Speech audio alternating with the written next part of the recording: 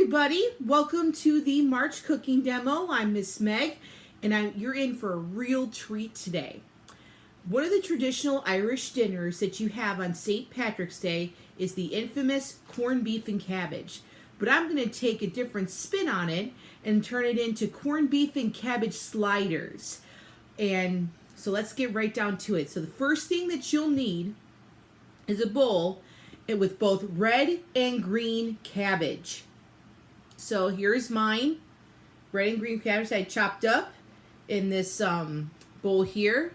Came out very, very nice, and can't wait to this. So now I'm going to demo my special vinaigrette. I make this with using this glass bottle here. And watch until you see this trick. It's just amazing. So the first ingredient I'm going to add to my vinaigrette, good old olive oil.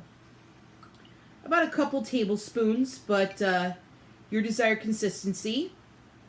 I use about 2. Okay. Next ingredient, same thing. Rice wine vinegar. I have this in about everything, you guys. Like every vinaigrette, every sauce thing I do always has some of this rice wine vinegar in it. And you can get about a couple, same thing, about a couple tablespoons, or your desired amount. I like to use a little bit extra because it just tastes amazing. And you can find this at Wegmans during the in the Asian food market. It's phenomenal. Rice wine vinegar, everybody. Next ingredient I'm going to add, maple syrup. You can also use honey if you have honey close by rather than maple syrup, but personally, I like the taste of real maple syrup a lot better. So same thing, about a couple tablespoons. Or if you like it more on the sweeter side, you can add a little bit extra. All right, get that going back here. Perfect. And then, next ingredient, Dijon Mustard. Now for a coleslaw, please, a lot of people do use mayonnaise, but for this cabbage salad, I'm going a little bit mustard base because number one, I love the flavor that the Dijon brings out in this, and number two, with this one, I don't like it too creamy and too wet. So, and the vinegar based salad, to me, I think just tastes much better. So I'm going to go a vinegar base with this. And then, next ingredient, oregano. Give it that deep, rich umami flavor that we love. About a teaspoon.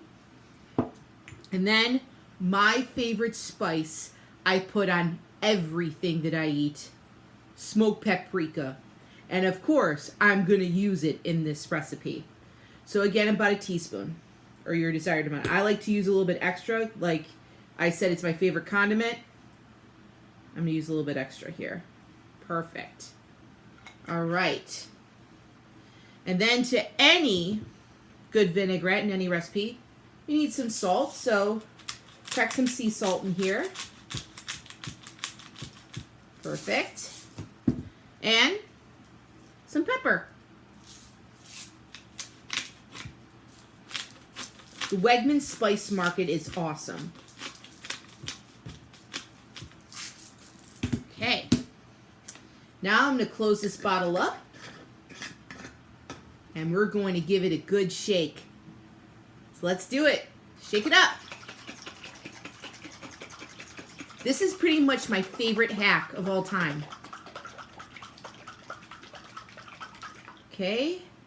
Look at this. You got dressing. Amazing, isn't it? So let's go ahead and give it one more shake. Perfect.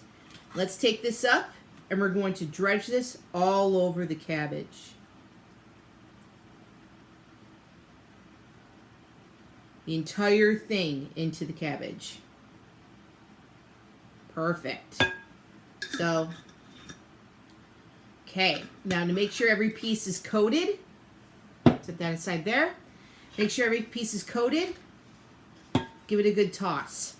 Now, I got these as a Christmas present from my friend Valerie, who is, shout out to Valerie Nat, who is the daughter of my father-in-law's wife, Marie, who is an absolutely phenomenal person and who have supported me a great deal with this cooking demo. So thank you guys for this. It says Meg's Kitchen.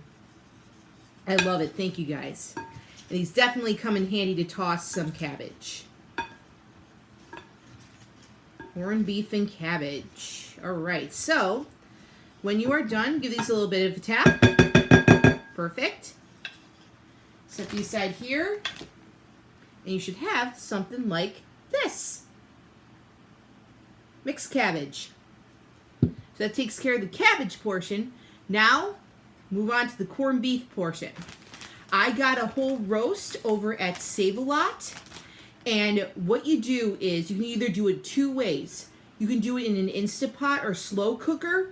You cook it low and slow for about a couple of hours with some potatoes and carrots and some beef stock and have it be nice and juicy for you.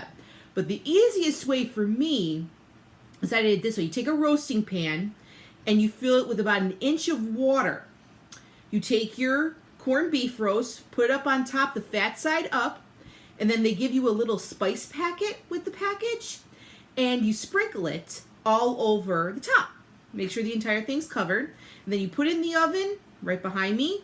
You put it in the oven for about 300 degrees, depending on how big and how hot your oven is, for about 1.5 hours to 2.5 hours. So you wouldn't want to exceed past 2.5 hours. So put it in there, let it out. Now you have to, good important tip about cooking meats. Last time during the steak dinner, and I'll repeat again because it's such a good tip and it's so important and it's such essential. And it's a step that a lot of people do forget about.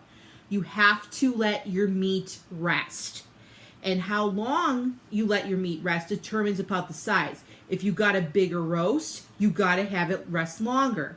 So depending on the size of your corned beef roast, about 20 to 30 minutes you rest it.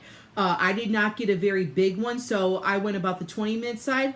And then you slice it up, nice and juicy, great tasting corned beef. So as I did that yesterday, and this is my corned beef set and ready to go. And then for sliders, what's a slider without the buns? And what I did for you guys is I baked my homemade buns here for you, which the recipe I will include at the end of this video. But you can also use, any slider buns, King's Hawaiian, Wegmans, Tops, like any favorite brand of slider buns that you have, or you can get some, from a bakery. But personally, once you've made these yourself, you'll never want to go back. So I'll include this recipe at the end of the video as well. All right, so let's go ahead and build our sliders. So the first thing we'll need, I already have one cut up, is our bun. So I have mine cut up here. Then I put a couple slices of corned beef on. You can heat it up if you'd like in the microwave for like a minute or so. Heat it up. So I got a couple slices on here.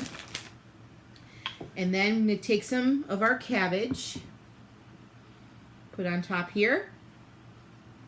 I love this little tool. It's amazing. It's a wooden scraper, if you were dying to know.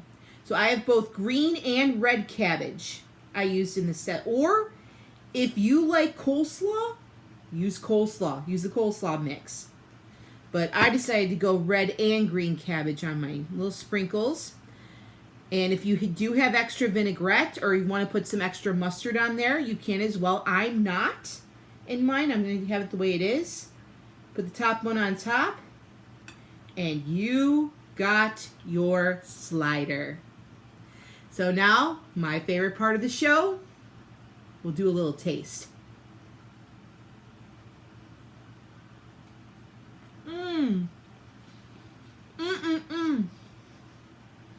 Wow.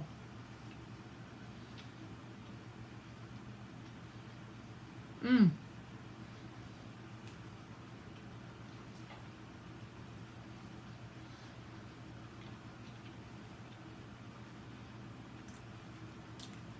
going to savor a few more bites of that. Oh my God, so delicious. The saltiness from the brine from the corned beef, the deep, rich, smoky flavor the beef gives is just perfect. The amount of acid and the amount of sweetness from the cabbage and the vinaigrette and just that crunch from the cabbage with a little bit of texture, you got the perfect bite.